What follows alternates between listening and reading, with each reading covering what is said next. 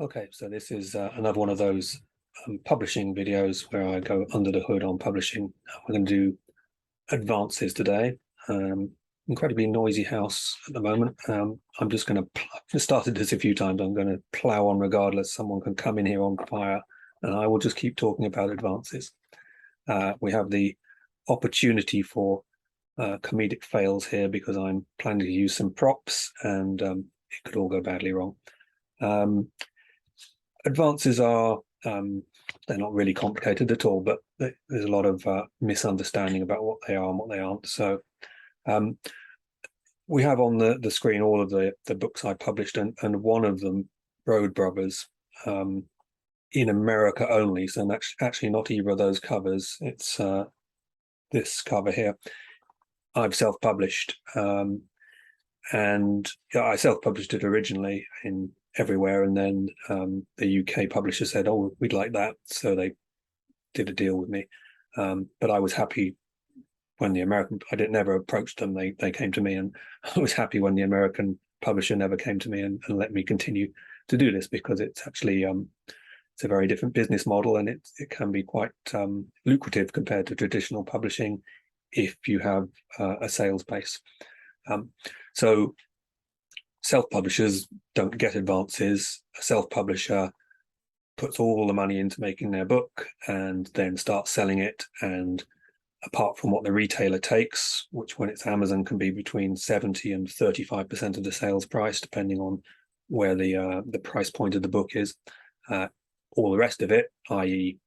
30 to 65% of the sales price, comes directly to the self-publisher. Amazon take about 3 months to put it through their financial tubes, but it then appears in your bank account. It's very nice. So because this book, the Road Brothers, is priced at $7, if it's above, I think it's like $2.99, you get, I believe, 65% of the sales price, which means that every time one of these sells, I get, literally $3 or $4 in my hands, and that's great. The traditionally published model is very different. It has pros and cons. Cons being that for each sale you get a much smaller slither of the cover price, and it can be as low as just in one case, Prince of Thorns sold at a heavy discount in the UK. I think it's 2.25% of the sales price, or of the cover price, which is a lot less than 65%. But there are compensating factors, and the advance is one of those compensating factors. So let's go back and talk about what an advance is. You often hear, if you're plugged into the writing world, that so-and-so got given, I don't know, a 6-figure advance, or if it's something where it's somebody really famous or some really exceptional deal that very, very rarely happens, they'll say this new author got a 7-figure advance, they got $1 million. And in your mind you're thinking, oh, someone came along with a big suitcase and gave them $1 million. Isn't that nice? And then what happens next? So let me grab my props. I have a rainy day collection of pound coins in case I need to flee the country or something. So I will be using actual money to talk about the money.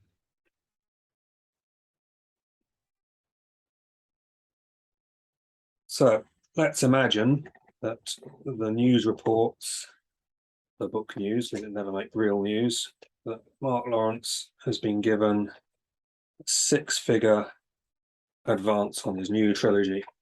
Let's say it's $200,000, and so there's 20 coins, so each coin $10,000.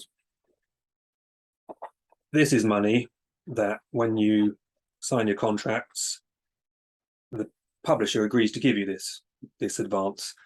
It's yours. They can't have it back. I say it's yours, but typically you're going to give your agent 15%. So that will go to my agent, Ian Drury, at least to his agency, and some of it will come his way. And then, of course, the taxman has their chunk. And if you're in the UK and earning a reasonable amount of money, tends to be a little bit more than 50%. So this is what I get, but it's very nice. Thank you very much. And no one can take that away from me, apart from the contract will say that the manuscripts have to be accepted. So if it's for a book trilogy, some of the advance will be dependent on manuscripts being accepted. It's incredibly rare for manuscripts not to be accepted once the contract's signed. So I've only heard of it like 1 or 2 times in the last 10 years. It would have to be a really serious, demonstrable quality issue, something of that nature. They can't just say, oh, the book's not selling very well, so we're not going to accept your manuscript. That's not going to fly. That would reflect very poorly on a publisher. So this is your advance. It's the money that's given to you. It's not given to you all at once in a big bucket. You do get a reasonable chunk of it when you sign the contract, say for a free book deal. You'll get some sort of portion of it given to you, and you can start living on that and paying your mortgage and buying food. But the rest of it will come in installments, dependent on things like that the manuscript for the second book was accepted, that the first book was published in hardback, that the first book was published in paperback, the second book, manuscript accepted, paperback, hardback, and so on and so forth. So it's dribbled into your account over the next 3 years, rather like a wage, but not on a monthly basis, but in smaller chunks. And you get all of this money, and there's no denying that that money is yours, even if you have to give some to the taxman and some to your agent. And that represents the publisher's gamble on you, that they can't have it back. They're going to have to give it to you.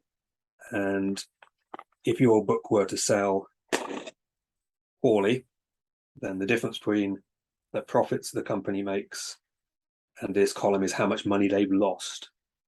So traditional publishers gamble on you. If your book sells better, then the gap is less wide.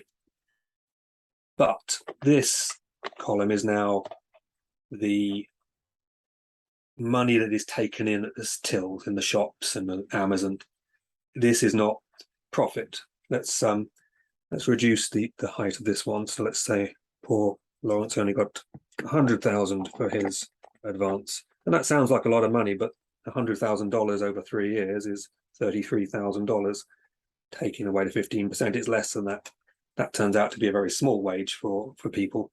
There's all sorts of fairly mundane jobs you could do that would pay better than that on a yearly basis with far more security. So let's not get carried away by the idea that $100,000 is a lot of money. It is a lot of money, but it's not.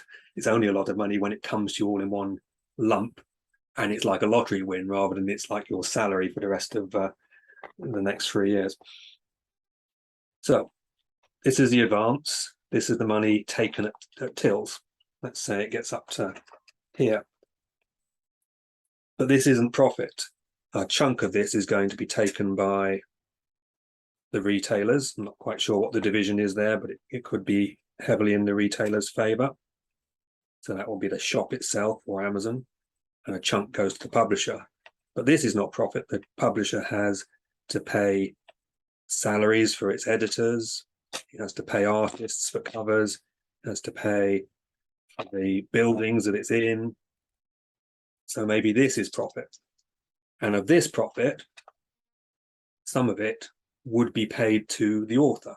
Some fraction of this pile of sales here needs to be paid to the author. And as I say, it can be as low as just a little over 2%, or for electronic books, it's maybe as high as 25%. This is the money that would accrue from all of these sales to be paid to me. But it's not going to be paid to me. Let's say this is the sales in the first year, because they've already paid me or agreed to pay me 100,000. So this money is just set against that, and I don't see it. Let's say in the next year, there's even more sales, hooray, and even more money that would have come to me. But it's not until the money that I would have earned from all of these sales becomes equal to the money that I've already been paid or have already been agreed to be paid that I'll see anything extra. So now we wait. We reach the break-even point where the advance is said to have earned out. And any money above that, that's earned from this great big column, which is stretching way up above my ability to pilot at this point, any money that's above the advance will now be given to me and I start earning again. So when an author says they've earned out, it means that the money that would have been paid to them due to the sales of their book now exceeds the advance that they were paid. And so, oops, I seem to have broken my chair in some fairly comprehensive way. And I told you I'm going to push on despite any disasters. I thought the disaster would be a collapse of pound coin columns here, not the wheel falling off my chair. A rather nice chair, I have to say. But yes, I'm going to show you my chair.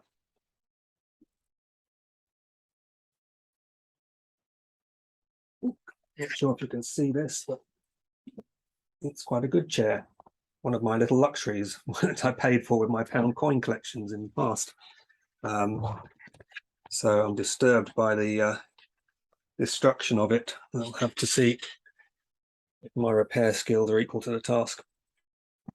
So that's what advances are, and we can look at some of the advances that I've been paid in the past.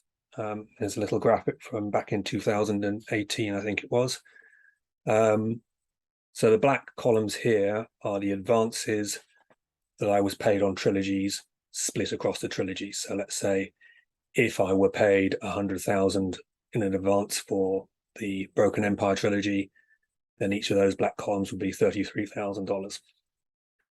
And I'm not going to put figures on these, because if I did put a figure on any one of them, then you'd be able to work out my entire earnings for the last 10 years or something. And whilst I'm not actually shy about saying that, well, I guess I am. I don't feel I should have to be, but the point is that people will always use these numbers as a stick to beat you with and take them out of context. People will say, oh, that person is earning more than I do, therefore I'm not going to pay for their book. I'm going to steal it. I'm going to go to a pirate site and take it out. They will use any sort of justification based around finances to say, oh, they're super rich. So I'm not going to give the entire key to the finances here, but you can see that the advance that I was paid for the what's it called, the Red Queen's War trilogy here was slightly more than the one I was paid for the Broken Empire, and then in turn the advance that I was paid for the Book of the Ancestor was larger than those two. One Word Kill being a very slim, the Impossible Times trilogy is quite a slim set of books in a new genre for me, and was sold to a different publisher, so the advance on those is substantially less than the other ones. And then the advance here on The Girl in the Stars is turned out to be a bit smaller than the one on the Red Sister thing. But the point is that these are the amounts of money that are guaranteed to me, and basically those amounts of money were guaranteed to me on the basis for the latter trilogies of writing maybe 10,000 words, a few chapters, and saying, look, I'm going to write a trilogy. This is how it starts. Do you want to sign a contract with me? Yes, they say. How much are you prepared to and this is where my agent earns his money. He negotiates with them, and if it was me negotiating, maybe I'd only get half of the figure, because I'm not very good at negotiating. So the coins you saw me take off the top of my pile and give to Ian Drury, he earns by ensuring that the total column is taller than it would have otherwise been. So now the columns in the colors, the red, the orange, and the yellow, are at that time, the actual amount of money I earned in royalties from those books. So obviously the further back you go, the more likely they are to have earned more money because they've had more time to make those sales. And you can see that the red column indicates that the amount I earned on Prince of Thorns exceeded the advance I was paid on it by a multiple of about, I don't know, 5 or 6 at that time. So that's a book that sold very well, and the publisher who gambled with that advance won the gamble, and they continued to make lots more money than they initially invested in it. They continued to pay me royalties, but the royalty equation tends to be quite heavily slanted towards them. So when a book does do well, they make a reasonable amount of profit, and that's the whole business model. And of course, the flip side is that I was guaranteed that money. It gave me security and confidence, whereas I had no risk. Whereas if it had sold poorly, then they would have lost that money. And you can see at that time in 2018, the Red Queen's War trilogy, the first 2 books had sold out their advances, were generating money, and the last book had almost reached the advance, had almost sold out, and had almost earned out the advance. That's the terminology. The way these contracts are structured, you have to pay off the entire advance over the 3 books. So it doesn't matter if, say, the last book, it'd be a bit bizarre, but if the last book earned out its advance, sorry, if the first book had earned out its advance here, you won't get that excess orange column there, won't go into your pocket until the other 2 black columns are also earned away. And Holy Sister hadn't come out at this point, or at least I hadn't had a royalty statement about it, because these things tend to lag the actual sales by a considerable length of time. In my contracts, I get paid every 6 months, and they don't tend to actually do the calculations and send you the money until about 3 months after that 6 months has ended. So even if Prince of Thorns had earned out immediately, I wouldn't have seen any of the money from its sales for 9 months. But you can see there, even early on in the Red Sister, in the Book of the Ancestor trilogy, Red Sister had earned out its advance, so those were doing pretty well. And now the Impossible Time series have all earned out their advances. I get a 6 monthly, fairly modest sum from the sales of those books. And I really haven't seen where we are with the latest trilogy, but as I say, things lagged behind for quite a long time. So that's advances for you. Hopefully it's been illuminating. And next one I'll probably talk about some real money, just not my real money, other people's real money, and what's typical. And maybe I'll break down the percentage of the sales that actually come to an author on every book across the different sorts of books, so electronic books, paper, so paperback, hardback, and audio. But until then, I shall leave you to it and go and see if I can repair my chair, which fortunately I didn't fall off. I will do my traditional hunt for the button that says goodbye to you all.